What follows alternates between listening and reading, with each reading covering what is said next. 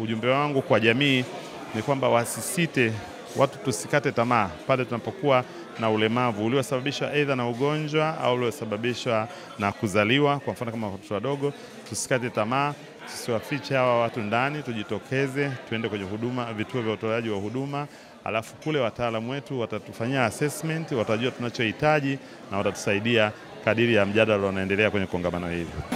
Elimisha jamii kuhusu upatikanaji wa teknolojia saidizi.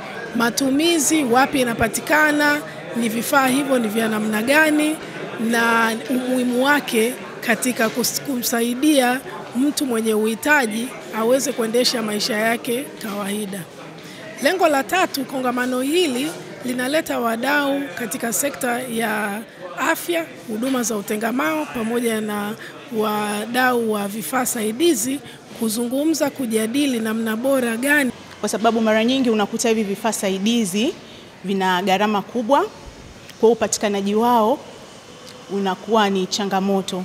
Kwa hiyo ombi letu sana sana serikali, sana kwa mashirika ambayo yanatetea haki za watu wenye ulemavu, kuangalia ni jinsi gani sasa vifaa saidizi hivi vinaweza vikapatikana kwa urahisi zaidi. Kuweka bajeti zetu za mwaka katika wizara, lakini katika hospitali zetu tuwe na kipengele ambacho kitaangalia pia eneo hili ambalo kimsingi linahitaji uangalizi maalum.